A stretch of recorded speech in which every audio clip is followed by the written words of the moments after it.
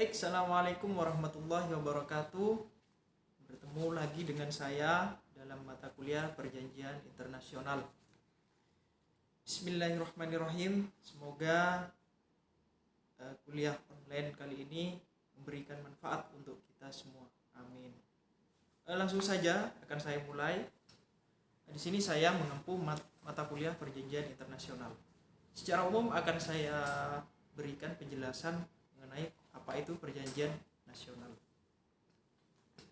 Secara umum, perjanjian internasional adalah suatu perjanjian atau sepakat antara subjek-subjek hukum internasional. Apa saja subjek internasional? Ada beberapa, yaitu ada negara, ada Tahta Suci Vatikan, baik itu organisasi internasional, ada Palang Merah Internasional, dan ada individu. Tetapi dalam perjanjian internasional hanya beberapa subjek hukum saja yang dapat mengadakan perjanjian internasional. Di dalam Konvensi Wina, ini di dalam pasal 2 ayat 1, perjanjian internasional antar negara berbentuk tertulis, diatur dan tunduk pada hukum internasional. Jadi dapat disimpulkan dalam Konvensi Wina tahun 68, perjanjian internasional itu terdapat beberapa unsur sebagai berikut. Yang pertama yaitu sepakat. Jadi pada umumnya perjanjian itu harus didasari oleh kesepakatan antara mereka yang berjanji. Kemudian subjek hukum yang termasuk kepada subjek hukum internasional yang dapat mengadakan perjanjian internasional. Kemudian bentuk hukum. Jadi harus tertulis. Tidak bisa kemudian perjanjian internasional hanya menggunakan lisan saja. Kemudian dalam bentuk instrumen tertentu, yaitu baik bisa tunggal maupun jamak. Jadi ada sebuah perjanjian tunggal saja, kemudian ada perjanjian yang kemudian diturunkan lagi menjadi instrumen-instrumen berikutnya yang menjadi satu kaitan dengan instrumen yang pokok. Kemudian yang kelima, ada nama dari kata sepakat itu. Jadi ada istilah dari perjanjian internasional tersebut. Hal ini untuk membedakan antara perjanjian satu dengan perjanjian internasional yang lain. Kemudian ada objek hukumnya. Ada apa yang akan diperjanjikan. Jadi ada objeknya itu harus jelas. Kemudian tunduk atau diatur oleh hukum internasional. Oke, seperti yang saya katakan di awal tadi, siapa yang dapat dikategorikan dapat melakukan melakukan perjanjian internasional. Yang pertama yaitu perjanjian antar negara.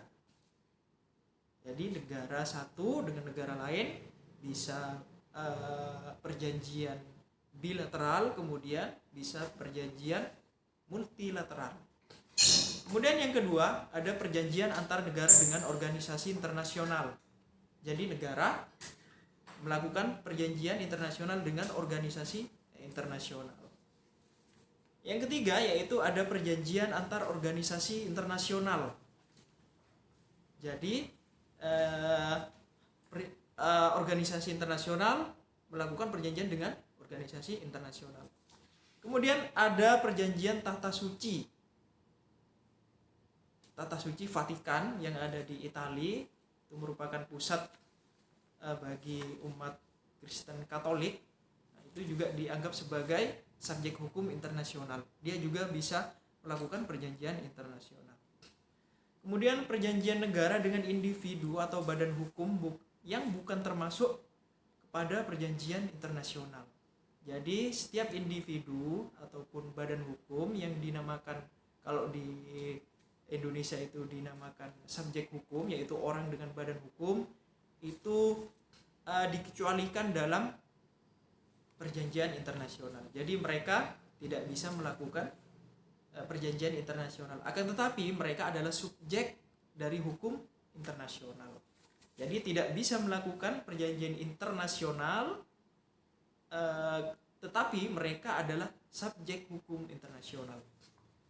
Adapun peristilahan atau nama-nama dari perjanjian internasional, yaitu bisa berupa treaty atau perjanjian atau agreement atau persetujuan. Kemudian ada convention,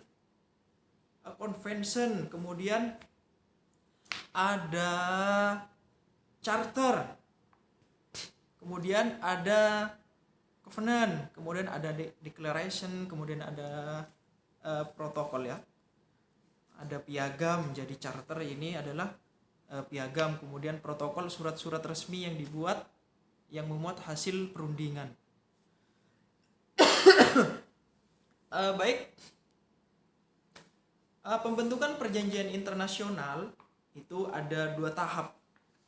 Ada yang maksud saya ada 2 kategori. Yang pertama itu ada 2 fase, kemudian yang berikutnya, yang kedua itu ada 3 fase. Jadi yang pertama yang ada 2 fase itu mereka melakukan perundingan, kemudian dilanjut penandatanganan, kemudian dilakukanlah perjanjian tersebut tanpa harus meratifikasinya. Contoh misalkan perjanjian kerjasama untuk latihan militer antara Indonesia dengan Singapura. Maka setelah mereka melakukan perundingan, kemudian penandatanganan, selanjutnya dilakukanlah latihan militer antara Indonesia dengan Singapura. Jadi tidak usah mereka meratifikasi perjanjian internasional tersebut. Kemudian yang berikutnya, yang kedua, yaitu ada 3 tahap. Mereka melakukan perundingan, kemudian penandatanganan, kemudian ada ratifikasi. Ratifikasi ini misalkan kita dengan membuat sertifikat ratification, yang kemudian sertifikat itu kita submit ke PBB, di mana sertifikat itu menandakan bahwa terikatnya suatu negara atau organisasi internasional kepada perjanjian yang mereka telah sepakati bersama.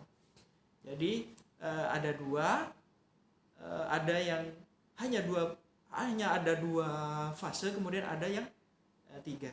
Kemudian ini nanti kita akan perjelas lagi di materi berikutnya. Apa saja tindakan-tindakan apa saja yang harus dilakukan sebelum perundingan. Kemudian siapa yang menjadi kuasa dari negara tersebut untuk mewakili negara tersebut membuat perjanjian internasional. Oke, perjanjian internasional, ini keliru nulis saya, mohon maaf ya. Perjanjian internasional itu bisa perjanjian bilateral, seperti yang saya katakan di awal tadi. Ada perjanjian internasional yang hanya terdapat 2 negara atau bilateral, kemudian ada perjanjian internasional yang melibatkan beberapa negara atau perjanjian multilateral. Nah, multilateral ini dibagi lagi. Ada yang universal, kemudian ada yang regional, bersifat region saja. Misalkan se-ASEAN. Jadi hanya Indonesia, Malaysia, Brunei, kemudian Singapura. Kemudian ada yang Timur Tengah, misalkan hanya terbatas di negara-negara Arab. Kemudian region terbatas hanya pada kawasan benua Eropa saja, itu region ya. Jadi tidak universal. Kemudian ada perjanjian internasional multilateral yang bersifat universal. Jadi terbuka untuk umum, semua universal. Nah, universal ini juga nanti dibagi lagi. Ada dia universal, akan tetapi dia terbatas. Hanya negara-negara tertentu yang bisa ikut di dalam perjanjian internasional. Juga bisa universal yang terbuka, jadi terbuka untuk semua saja. Siapa saja yang ingin melakukan perjanjian internasional, maka dia terbuka untuk mengikutinya.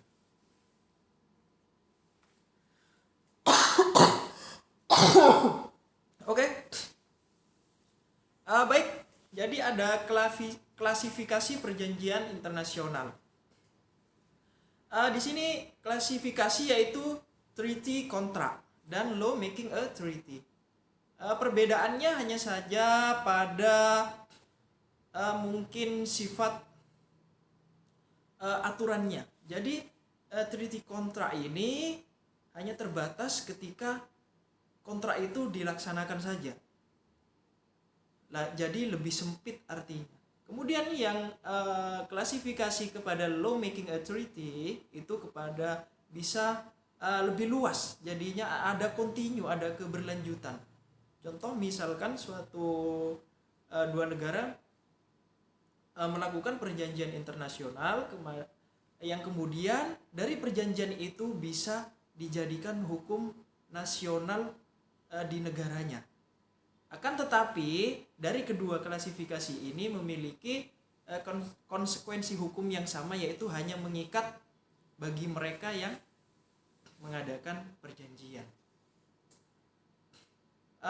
Kemudian pengikatan diri suatu subjek hukum terhadap perjanjian internasional itu ada yang ratifikasi.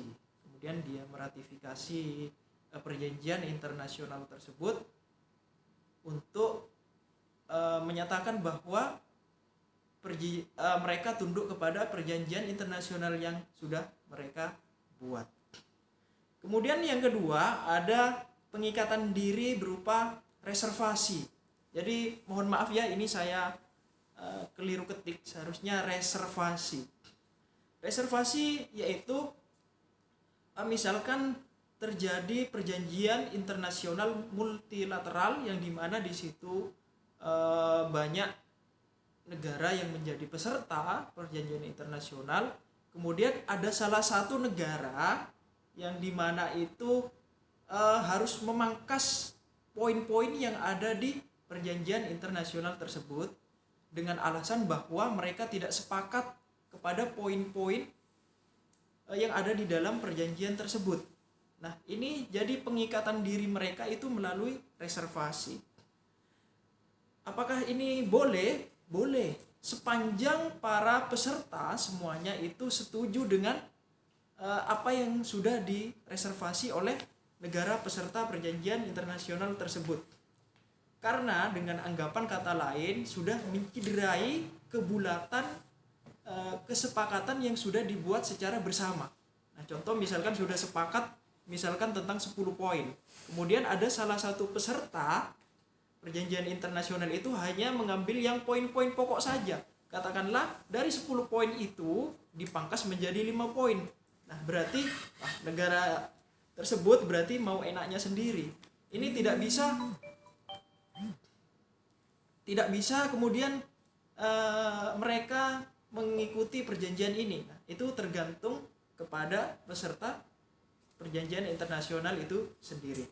Nah, kemudian yang ketiga ada pengikatan diri terhadap melalui aksesi, yaitu pengikatan diri ini sama dengan ratifikasi, akan tetapi yang membedakan hanya waktunya. Misalkan perjanjian tersebut dilakukan pada tahun 2010. Perjanjian internasional itu dilakukan pada tahun 2010. Dengan pengikatan diri melalui aksesi ini, ada kemudian peserta itu mengikatkan diri di tahun 2020. Jadi bukan merupakan peserta pokok daripada perjanjian internasional tersebut. Jadi melalui aksesi yang kemudian mengikatkan diri di waktu yang sudah berlalu.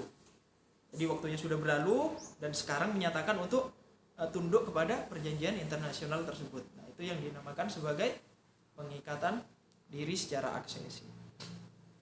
Nah, seperti yang saya sebutkan di awal tadi, ini terdapat beberapa subjek hukum internasional. Di antaranya yaitu negara dan tahta suci Vatikan. Negara sudah tahu ya syarat berdirinya negara yang kalian itu pelajari di dalam pengantar ilmu hukum atau ilmu negara. Jadi negara di sini yang pertama itu harus memenuhi beberapa syarat yang dikatakan negara. Misalkan dia punya penduduk yang tetap, kemudian punya wilayah, ada pemerintahan, berdaulat, kemudian diakui oleh negara lain. Yang kedua, ada insurgen dan bilgran. Nah, ini biasanya dikaitkan dengan sekelompok orang yang ingin menyatakan kemerdekaannya, dia sudah tidak tunduk kepada negara dan dia menguasai sebagian wilayah kecil dan dia bisa mempertahankannya. Nah, mereka bisa juga dikatakan sebagai subjek hukum internasional. Kemudian ada individu. Individu ya perorangan individu di setiap dunia itu yang perorangan itu individu. Kemudian bisa multinational corporation, yaitu perusahaan multinasional atau perusahaan transnasional, itu juga termasuk kepada subjek hukum. Kemudian ada ACRC, yaitu atau kata lainnya itu Palang Merah Internasional. Kemudian organisasi internasional yang lain. Nah, perlu kita luruskan di sini yang hanya menjadi subjek hukum dalam perjanjian internasional yaitu adalah hanya beberapa daripada subjek hukum ini, yaitu negara, kemudian organisasi internasional, kemudian tahta suci Vatikan, hanya terbatas dari beberapa subjek hukum ini. Next, jadi kemudian berakhirnya atau ditangguhkannya perjanjian internasional. Jadi kapan berakhir dan kapan harus perjanjian itu bisa ditangguhkan? Yang pertama yaitu tujuan perjanjian telah tercapai. Ya, jadi sudah tentu. Jadi kalau sudah janjinya itu sudah ditepati, kemudian masih ada embel-embel, nah berarti kamu tidak konsisten dengan janji yang kamu buat. Nah, kalau sudah tercapai maka dia akan berakhir perjanjian. Kemudian yang kedua, habis masa waktu berlakunya. Jika subjek hukum membuat perjanjian internasional yang di dalamnya itu menentukan batas waktu tertentu berlakunya perjanjian internasional tersebut, maka harus dia tunduk kepada isi perjanjian internasional tersebut. Karena di dalam perjanjian internasional itu telah ditentukan batas waktu berlakunya. Kemudian punahnya subjek atau objek perjanjian internasional. Contoh misalkan perjanjian internasional antara dua negara dalam mengelola suatu pulau misalkan. Nah, dengan terjadinya pasang air laut yang berakibat menenggelamkannya pulau tersebut, jadi mereka kehilangan objeknya. Jadi ya objek yang sudah diperjanjikan itu hilang. Nah, kalau hilang sudah, apa yang mau dikelola? Kan sudah tidak ada objeknya. Oke, lanjut. Kemudian adanya perjanjian berikutnya. Nah, misalkan di batas waktu tertentu dia sudah habis, kemudian para pihak itu sepakat untuk membuat perjanjian pembaharuan yang merupakan satu rangkaian dengan perjanjian induk misalkan. Nah, itu juga bisa mengakhiri perjanjian yang induk, akan tetapi dia diteruskan oleh perjanjian yang baru untuk selanjutnya. Kemudian dipenuhinya syarat pengakhiran perjanjian. Ya sudah tercapai syarat-syaratnya, akan tetapi batas waktunya itu belum sampai, nah ini juga bisa diakhiri. Karena kenapa? Syarat-syaratnya sudah terpenuhi. Kemudian diakhiri sepihak. Nah, diakhiri sepihak. Akan tetapi di sini diakhiri sepihak, kemudian mendapat respon yang positif atau respon yang sangat welcome, kemudian itu disetujui oleh pihak yang lain. Jadi istilahnya saya sudah tidak mampu untuk melakukan perjanjian ini, saya memohon kepada kamu untuk mengakhiri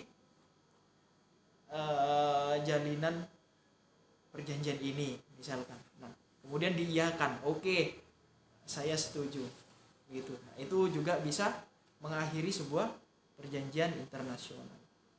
Oke, mungkin itu materi pengantar dari saya. Jadi saya menjelaskan secara umum apa itu perjanjian internasional. Kemudian nanti jika ada pertanyaan bisa kalian tulis di kolom komentar ataupun nanti ditulis di WA grup. Terima kasih. Semoga perkuliahan kali ini memberikan manfaat untuk kita semua. Tetap jaga kesehatan, patuhi protokol kesehatan. Assalamualaikum warahmatullahi wabarakatuh. Selamat menunaikan ibadah puasa.